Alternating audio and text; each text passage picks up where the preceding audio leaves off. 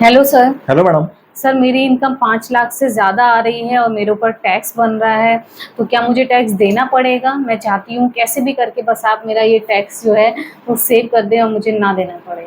अच्छा मैडम, पहले तो आप सबसे पहले ये बताइए कि आपकी जो जॉब है वो कौन सी है? सर मैं गवर्नमेंट टीचर हूँ। गवर्नमेंट टीचर है। जी। मुझे भी ऐसा लग रहा था क्योंकि आपका चश्मा देख के नहीं तो कि आपको ऐसा कैसे लगा कि चश्मा में? देखिए, मुझे इसलिए ऐसा लगा क्योंकि मैंने जहाँ से भी स्टडी की है तो मेरे जो फ्रेंड सर्किल लोग होते थे वो चश्मा लगाते थे, वो मैक्सिमम टीचर ही बने, मतलब पढ़ने में काफ़ी होशियार थे। और जो मेरे टीचर्स लोग थे वो भी चश्मा लगाते थे, तो इसलिए मैंने गैस किया कि आप भी जो है वो एक टीचर होंगी, तो आपका भाई गैस सही निकला फिर तो। बिल्कुल। और आप तो इतना अच्छा काम कर रही हैं तो मैं कोशिश करूंगा कि आपका टैक्स सेव करने की। आपकी टोटल सैलरी जो है वो कितनी बन रही है? सर ये मैं लेके आई हूँ, इसमें आप देख लीजिए। अच्छा, ये आपको मिल गया है, जी। 26 AS फॉर्म है ये। जी। अच्छा, जो सेक्शन आप मैडम ये देख रही हैं इसमें 192 लिखा है, तो मैं अपने दर्शकों को बता दूं कि सेक्शन 192 जो होता है वो इनकम टैक्स में सैलरीड वालों के लिए होता है। चाहे आपको गवर्नमेंट एम्प्लॉई हो चाहे आप प्राइवेट एम्प्लॉई हो, उसको सेक्शन 192 में रखा जाता है। और आपकी जो टोटल सैलरी बन रही है वो 7,09,655 रुपये बन रही है। तो आपको ऐसा लग रहा है कि 5 लाख रुपए तक तो जी। जी। माफ है, हाँ। और उसके बाद जो है वो 2 लाख रुपए के ऊपर आपको टैक्स देना जी। पड़ेगा, जी। ऐसा कुछ लग रहा है आपको? जी, मुझे ये पता पता है, मतलब कि 5 लाख तक तो नहीं देना पड़ेगा, उसके ऊपर देना पड़ता है। अच्छा, जी। देखिए आज मैडम मैं आपका कंफ्यूजन दूर करने वाला हूँ और आपको एक अच्छी खुशखबरी जो है वो भी देने वाला हूँ। देखिए, काफ़ी लोगों को ये पता है कि 5 लाख रुपए से अगर ज़्यादा इनकम हो रही है तो उनके ऊपर टैक्स बन जाता है, जिससे वो क्या करते हैं, फेक डिडक्शंस दिखाना शुरू करते हैं कि मेरे ऊपर जो है लोन चल रहा है, हाउस लोन चल रहा है, या फिर मेडिकल का कुछ दिखा देते हैं और कोशिश करते हैं 5 लाख से अंदर लाने की। जी। तो अब अच्छी बात यह है कि हमारे इनकम टैक्स में अब 2 रिजीम हो गई हैं। ओल्ड रिजीम की अगर बात करें मैडम, जो 2023 तक चल रही थी, तो उसमें 5 लाख रुपए से अगर आपके अंदर इनकम है तो आपके ऊपर कोई भी टैक्स नहीं पड़ता था। और न्यू रिजीम जो है वो 2024 में लॉन्च करी गई है, और इसमें 7 लाख रुपए से अगर इनकम आपकी आ रही है, 7 लाख रुपए से अंदर आ रही है, तो कोई भी टैक्स आपके ऊपर नहीं पड़ता। तो सही। मैडम आप किस में जाना चाहती हैं, ओल्ड रिजीम में या न्यू रिजीम में? हाँ सर, मैं वही पूछ रही थी कि क्या दोनों में क्या डिफरेंस है, मतलब ठीक, बहुत अच्छा क्वेश्चन कैसे? पूछा है आपने जी। कि ओल्ड रिजीम में और न्यू रिजीम में क्या डिफरेंस है। देखिए, ओल्ड रिजीम जो काफी टाइम से चली आ रही थी वो अभी भी चल रही है।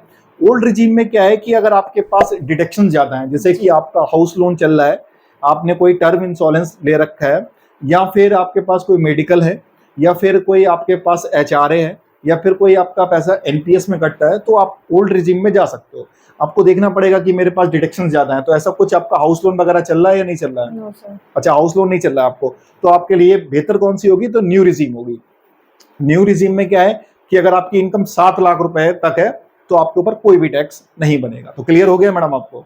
हाँ सर, ये बात तो मुझे समझ में आ गई है, लेकिन मेरी इनकम 7 लाख से अभी भी ज्यादा आ रही है। हाँ, मैडम की इनकम जो है वो जी। 7,09,655 रुपए आ रही है, मतलब 9,000 रुपए जो है वो मैडम गड़बड़ कर रहे हैं आपके। जी। चलिए, एक खुशखबरी आपको और दे देता हूँ कि आपकी जो इनकम है वो सेक्शन 192 में आ रही है, और 192 में सरकार ने आपको एक स्पेशल डिडक्शन दे रखा है जो कि 50,000 रुपए तक का है, मतलब 50,000 रुपए की छूट आपको और मिल गई है। तो आपकी जो इनकम है 7,09,000, इसमें से 50,000 आप माइनस कर लीजिए, तो 6 लाख लगभग 59,000 के आसपास बनेगा जाके।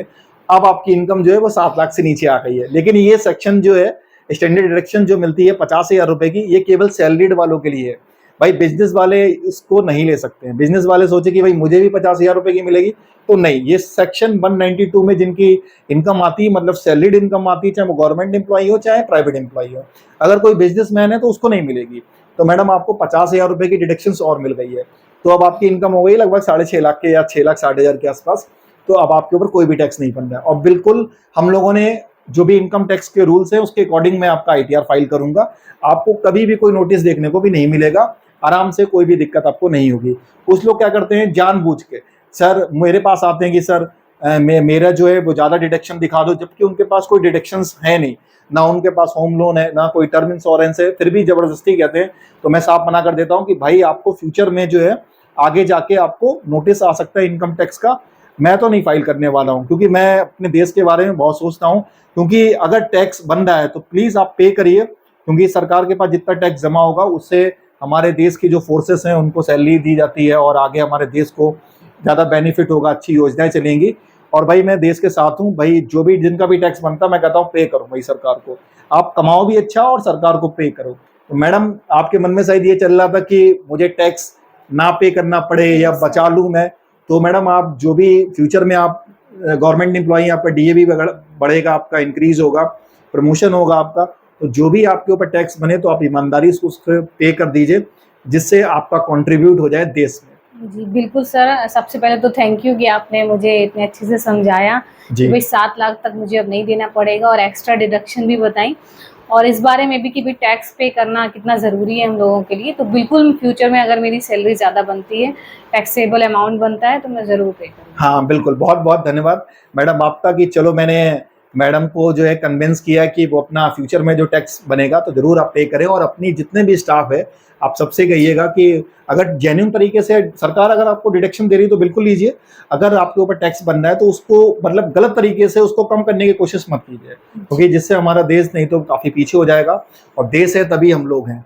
बिल्कुल सर। तो उम्मीद है कि आपको old regime new regime clear हो गई जी, होगी। बिल्कुल क्लियर हो गया है सर। Thank you. बाकी अगर आप लोग को डाउट रहता है तो आप लोग इस नंबर पर कांटेक्ट भी कर सकते हो, और अगर आपको अपना आईटीआर फाइल करवाना है बिल्कुल जेन्युइन तरीके से, जिससे फ्यूचर में कभी भी आपको किसी भी प्रकार का इनकम टैक्स का कोई भी नोटिस देखने को ना मिले, तो बिल्कुल आप लोग इस नंबर पर कांटेक्ट कर सकते हैं।